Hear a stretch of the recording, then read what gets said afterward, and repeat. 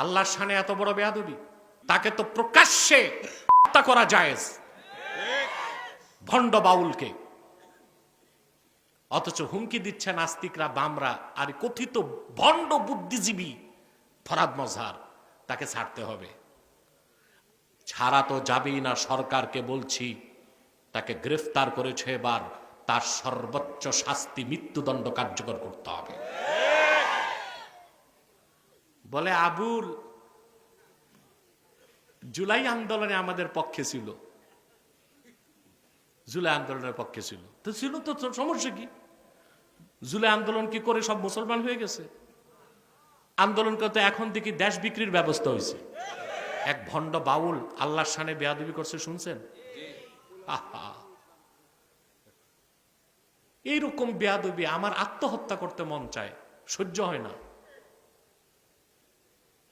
কিছু করতে পারি না, এই ব্যথায় আত্মহত্যা করতে মন চায়। যদি আমার আত্মহত্যা জায়েজ হলে আমি আত্মহত্যা করতাম, কিন্তু আল্লাহ তার রাসূলের শানে বেয়াদবির কথাটা শুনতেও বেয়াদবির কোনো কথা আমার বরদাস্ত হয় না। এই ভণ্ড আবুল সরকার বাউল, এই বাউল নামের ফাউল জাহান্নামের কুত্তাটা আমার আল্লাহর শানে যে বেয়াদবি করেছে, আমি তা মুখে উচ্চারণ করার সাহস রাখি না। আপনার তার ফাঁসি চান? আমরা তার ফাঁসি চাই। ভণ্ড ফরহাদ মজহার, ও আস্তিক কি নাস্তিক আমি জানি না, তবে ফরহাদ মজহার মুসলমান না, কাফের। সে হুমকি দেয় আবুল রে গ্রেফতার করা মানে আমাকে গ্রেফতার করা।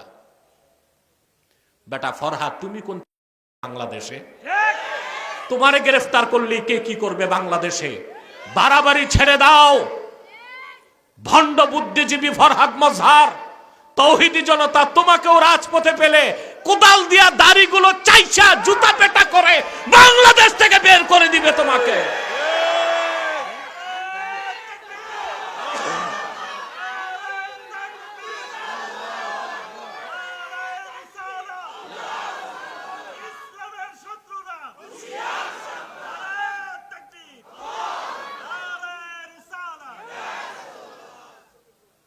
বলে আবুল জুলাই আন্দোলনে আমাদের পক্ষে ছিল, জুলাই আন্দোলনের পক্ষে ছিল তো ছিল, তো সমস্যা কি? জুলাই আন্দোলন কি করে সব মুসলমান হয়ে গেছে? আন্দোলন করতে এখন দেখি দেশ বিক্রির ব্যবস্থা হয়েছে।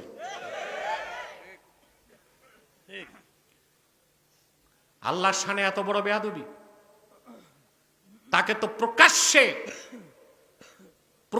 তাকে হত্যা করা জায়েজ, ভণ্ড বাউলকে। অথচ হুমকি দিচ্ছে নাস্তিকরা, বামরা আর কথিত ভণ্ড বুদ্ধিজীবী ফরহাদ মজহার, তাকে ছাড়তে হবে।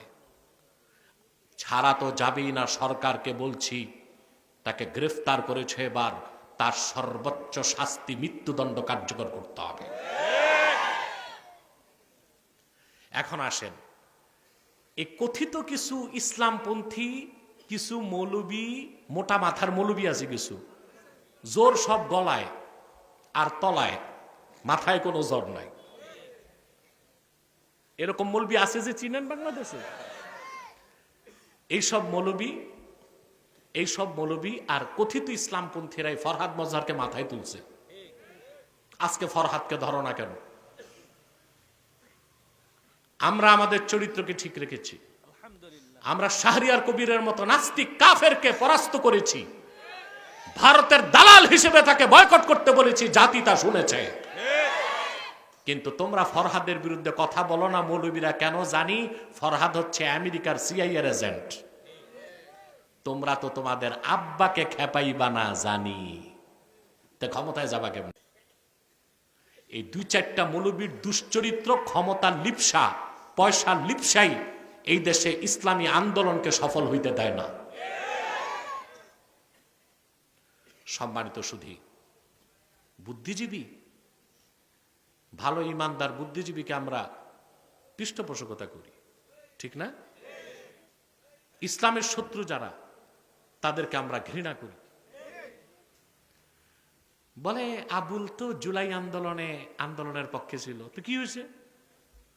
জুলাই আন্দোলনের পরে যদি বাংলাদেশে ইসলামের স্বার্থ অক্ষুণ্ণ না থাকে, মুসলমানের অনুভূতিতে আঘাত আসে, এই বিপ্লবকে মানি না, আরেকটা বিপ্লব হবে প্রয়োজনে বাংলাদেশ ইসলামের পক্ষে।